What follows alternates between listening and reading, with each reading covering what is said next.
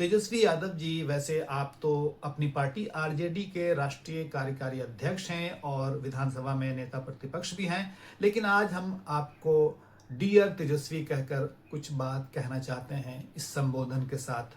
वो बात यह है कि हमें लगता है और भी बहुत से लोगों को ये बात लगता है कि शायद आप पिछले कुछ दिनों से ये बात सोचकर दुखी हो रहे होंगे कि चाचा नीतीश कुमार ने तो अपने पुत्र निशांत कुमार को पापा की पार्टी यानी जनता दल यूनाइटेड में शामिल करवा लिया। ये और बात है कि वो दिखाने के लिए उस सदस्यता लेने के समारोह में शामिल नहीं हुए, लेकिन बाद में निशांत कुमार ने, जिन्हें निशी भी कहा जाता है, अपने पिता से मुलाकात की, उन्हें मिठाई खिलाई, दोनों ने एक दूसरे को मिठाई खिलाई मेरे ख्याल से। तो आप ज़रूर इस बात को लेकर दुखी हो रहे होंगे।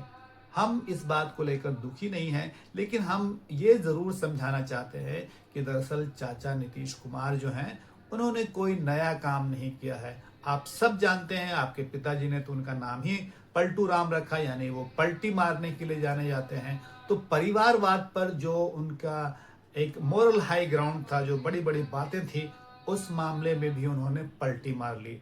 और हम इसलिए दुखी नहीं हैं, या हम ये बात इसलिए समझ रहे हैं क्योंकि पलटी मारने का वो उनका पहला नहीं, हो सकता है कि आखिरी मामला हो। आपको मालूम है कि वो जब पार्टी बदलते थे, मतलब गठबंधन बदलते थे, उस वक्त भी लोगों को पता नहीं होता था। अचानक जो है वो गठबंधन बदल देते थे, लेकिन मुख्यमंत्री बने रहते थे। मतलब पार्टी, ये गठबंधन बदलने में वो पलटी मारते रहे, लेकिन सिर्फ गठबंधन बदलने में नहीं, बल्कि जो उनकी विचारधारा कहलाती थी, जिस पर वो कहते थे कि भारतीय जनता पार्टी से कभी समझौता नहीं करेंगे। उनका 3C आपको मशहूर है कि वो कास्टिज्म, कम्युनलिज्म और इसी तरह से करप्शन पर कोई समझौता नहीं करेंगे।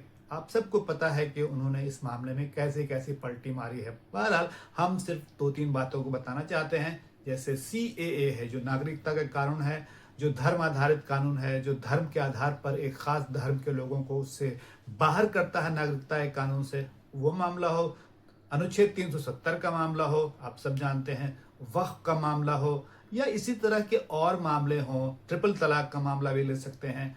जब नीतीश कुमार की पार्टी ने, और उन्होंने खुद कहा था कि वो इन चीज़ों पर समझौता नहीं करेंगे, लेकिन जब बारी आई भारतीय जनता पार्टी का साथ देने का, तो उन्होंने पलटी मारी और हर उस विचारधारा पर भारतीय जनता पार्टी से समझौता किया जिसके बारे में वो कहते थे कि वो उनके साथ नहीं है।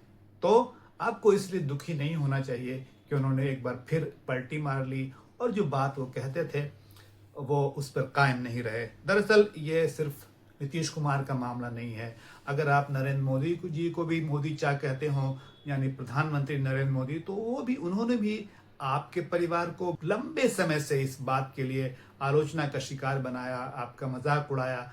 और आप अकेले नहीं हैं, ये याद रखिएगा। राहुल गांधी भी इस मामले में है, जिन पर पूरा जो है वो संघ परिवार हो, मोहन भागवत जी हों, केसी त्यागी जी जो जेडीयू के बड़े लीडर हैं, उन सब के बारे में आपको पता है कि कैसे उन्होंने आपके परिवार को, राहुल गांधी के परिवार को, परिवारवाद के नाम पर आलोचना का शिकार बनाया, लोगों के बीच बदनाम किया कि ये लोग तो परिवारवादी लोग हैं। और इसमें आप स्वर्गीय सुशील मोदी चा को भी नहीं भुला सकते हैं, उन्होंने भी कुछ न कुछ रोल निभाया था। तो क्या हुआ कि आपको ऐसा है कि सिर्फ राहुल गांधी का मामला नहीं, और भी लोग होंगे जो परिवारवाद के निशाने पर आए, परिवारवाद के लिए आलोचना के शिकार बने। अब कौन लोग बचे? जीतन राम मांझी, अगर आप उनको भी चाचा कहते होंगे तो उनको भी देख लीजिए, कैसे उन्होंने पूरे परिवार को सेट कर लिया। उपेंद्र कुशवाहा जी को देखिए, अगर आप उपेंद्र चा को बोलते होंगे तो उन्होंने भी अपने बेटे को, अपनी पत्नी को सेट कर लिया।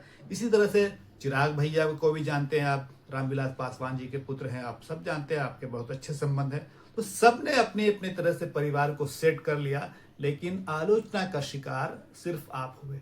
तो आप, हो सकता है दुख का एक कारण हो, लेकिन दुखी इसलिए नहीं होना चाहिए कि यही पॉलिटिक्स है, इसी पॉलिटिक्स में आपको आगे बढ़ने की कोशिश करनी पड़ेगी। इसकी शिकायत करके कोई फायदा नहीं होगा। जनता के बीच भी आप जाएंगे तब भी इस मुद्दे को लेकर, क्योंकि वहां भी परिवारवाद का कोई ऐसा मुद्दा नहीं हमको लगता है जिसकी वजह से लोगों को वोट मिले या ना मिले। पूरी लिस्ट है, आप इसको, आपने तो खुद पूरी लिस्ट जारी की थी चुनाव से ठीक पहले की, भारतीय जनता पार्टी से जुड़े हुए लोग या जनता दल यूनाइटेड से जुड़े हुए लोग हो, कितने लोग ऐसे हैं जो परिवारवाद की वजह से ही राजनीति में आगे बढ़े हैं, फले फूले हैं। और जगन्नाथ मिश्रा जी के पुत्र हैं, आप उनको भी जानते हैं। खुद कर्पूरी ठाकुर जी के पुत्र रामनाथ ठाकुर हैं। वो सब लोग तो परिवारवाद से ही आए। तो आप जरूर, मैं समझता हूं कि ये स्वाभाविक बात होगी कि आज जब निशांत कुमार आ गए, इतने लंबे समय से नीतीश कुमार ने आप सबको, आपके परिवार को इसका निशाना बनाया, तो आपको दुख हो रहा होगा। लेकिन मेरा ये कहना है कि इस दुखी होने से कोई फायदा नहीं है। इसी में आपको आगे बढ़ना है, सोचना पड़ेगा। और आप तो खुद कहते थे निशांत कुमार के बारे में कि उनको पॉलिटिक्स में आना चाहिए, तो लीजिए वो पॉलिटिक्स में आ गए।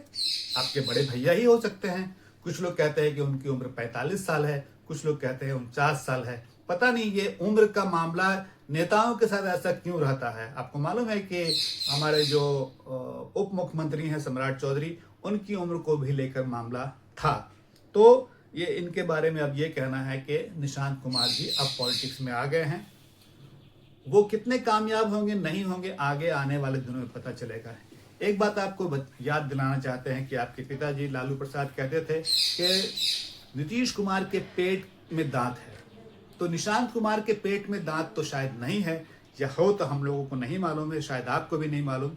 लेकिन ये याद रखिएगा कि उनके इर्द गिर्द जो लोग हैं, आप चाहें तो नाम ले सकते हैं, संजय झा हो, ललन सिंह हो, या अशोक चौधरी जी हों, या कोई और चौधरी साहब है, और भी लोग हैं, उनके पेट में तो दांत जरूर है। और ये याद रखिएगा कि वो दांत सिर्फ उनको नहीं, हो सकता है निशांत कुमार को भी नुकसान पहुंचाए। तो आपके जो बड़े भैया हैं निशांत कुमार, निशी जी, उनसे आप इस मामले में समझौता कर सकते हैं, बातचीत कर सकते हैं। आप देख सकते हैं कि कितना आपके लिए वो फायदेमंद हैं या नहीं है। एक बात मैं बताना चाहता हूं कि जनता के बीच एक छवि तो ये भी है कि निशांत कुमार एक सीधे साधे आदमी है, सादगी पसंद आदमी है। तो क्या आप भी इस तरह की कोई बात सोच सकते हैं? सादगी का जो एक पहचान होती है, क्या आप भी उस पहचान के लिए कोशिश कर सकते हैं? सादगी, इसके बावजूद कि वो उनके पुत्र हैं नीतीश कुमार के, सादगी अब भी लोगों के बीच एक बड़ी बात है। और मैंने सुना लोगों को कहते हुए कि वो बहुत सादगी पसंद आदमी है। और आप जानते हैं कि वो आध्यात्म में तो उनका विश्वास ही है, आध्यात्मिक आदमी माने ही जाते हैं, पूजा पाठ भी करते हुए नजर आते हैं। तो ये देखना होगा कि निशांत कुमार जो है, जिन्होंने सॉफ्टवेयर इंजीनियरिंग की पढ़ाई शायद पूरी नहीं की है, लेकिन आप अपने बारे में सोचिए। आपको हमेशा नवा फेल कह के जो लोगों के बीच आपकी छवि खराब करने की कोशिश की जाती है, क्या आप इस बारे में सोच सकते हैं कि आपको या तो डिस्टेंस एजुकेशन से या ओपन स्कूलिंग से अपने कोई कम से कम 10th या 12th पास कर लेना चाहिए? अच्छा मैसेज जाता है इससे। आप मेरी इस बात से दुखी मत होइएगा, ये दुखी होने की कोई ज़रूरत नहीं है। लेकिन हाँ, ये समझने की ज़रूरत ज़रूर है कि आप कैसे इस मामले में बेहतर साबित हो सकते हैं। तो कुल मिलाकर बात यह है कि आपके लिए ज़रूरी ये है कि आप अंदर से दुखी ना हो, जनता के बीच जाएं, अपने मुद्दे को रखें और देखें कि जेडीयू कैसे कमज़ोर हो रहा है। जैसा कि आप कह रहे थे, बराबर कहते रहे हैं, तो उसकी जो जगह बनती है वो आप भर सकते हैं उस जगह को। इसलिए आपको इस मामले में ज़्यादा दुखी होने के बदले ये सोचना चाहिए कि इस मौके का कैसे फ़ायदा उठाया जाए। बहुत शुक्रिया।